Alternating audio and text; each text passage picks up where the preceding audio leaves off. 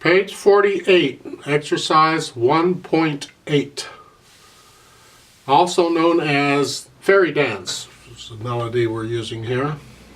Now when we play piano, the hands aren't going to always be in a nice, neat position. Sometimes they're stretched out, sometimes they're moving around, who knows, anything can happen. So you just need to be prepared for whatever. Don't get locked into where this is where my hand is, so this is the only notes I can play. You play whatever the music tells you to play, and that's the kicker here. For instance, look at the first two notes in this exercise. Starts in the right hand. You have middle C. And your next note is an A. Well, if I put my hand in this position, A's not there. A is up here. So what do? I'm just going to spread the hand out a little bit here, and I'm going to put it here. It's easier to spread the hand out this way than it is just to move the little finger. So I'm going to spread it out here if I can.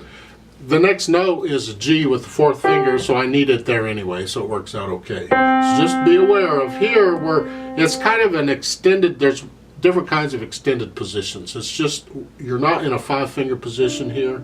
You're covering 6 notes actually with 5 fingers.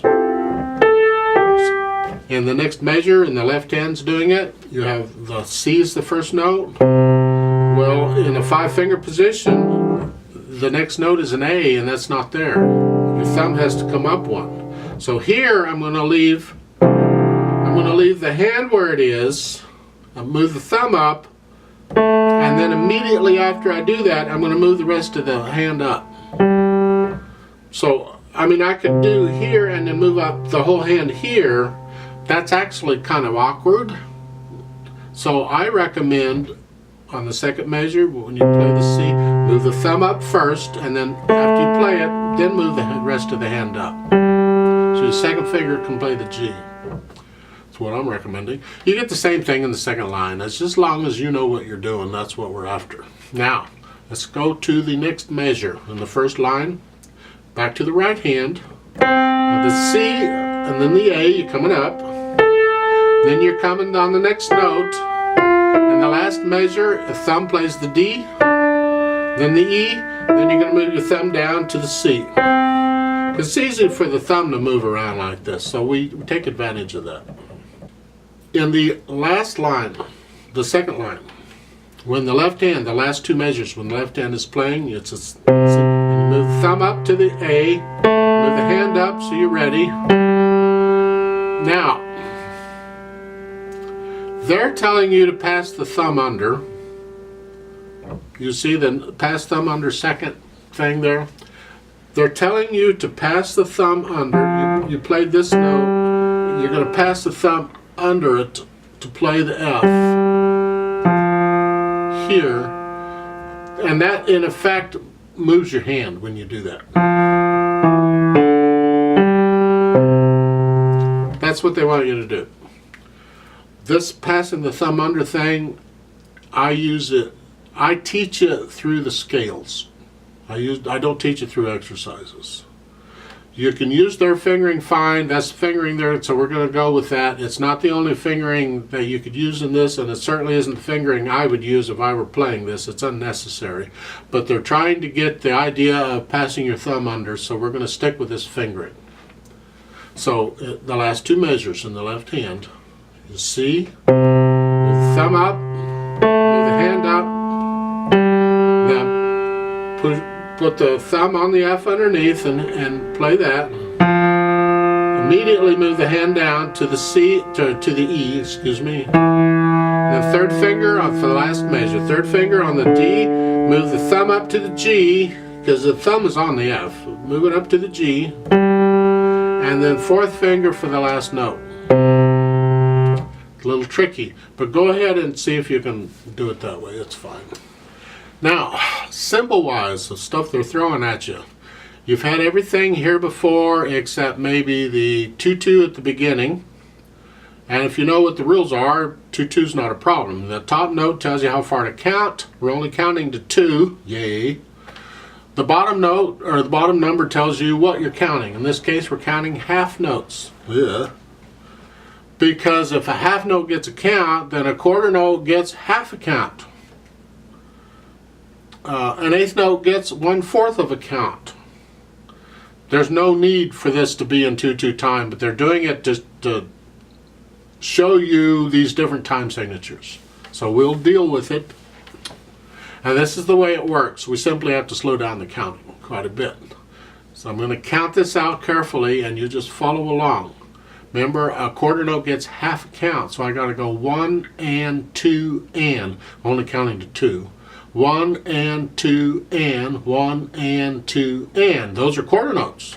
So I go 1 and 2 and. Oh, that little squiggly thing that looks like a sideways bird diving or whatever it is. That is a quarter rest. It's like a quarter note, except you have to be quiet for one or for a half a count here. So it's 1 and 2 rest, and then the left hand 1 and 2 and then in the next measure we got eighth notes. Well, how do you count eighth notes? I need something in between the and the number. Ugh. So it's 1 and 2 and I need something in between to represent these other notes. So I do a 1. There are different ways of counting. I just remember, other people will count it slightly different. This is the way I teach it.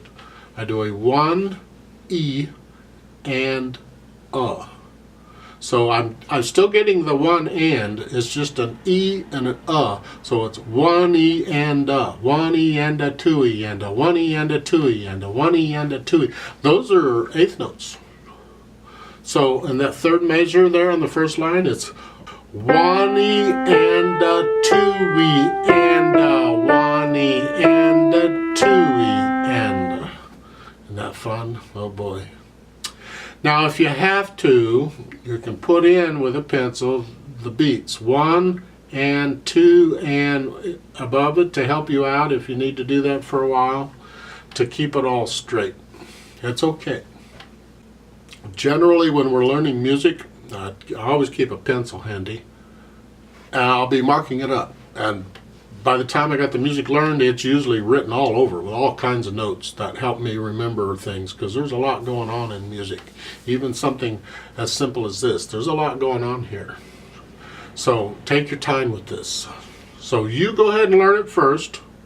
If the rhythm's giving you problems, concentrate on the notes. Get the notes right. And then when you got the notes right, go back and get the counting right. The rhythm is important, so make sure you get it right.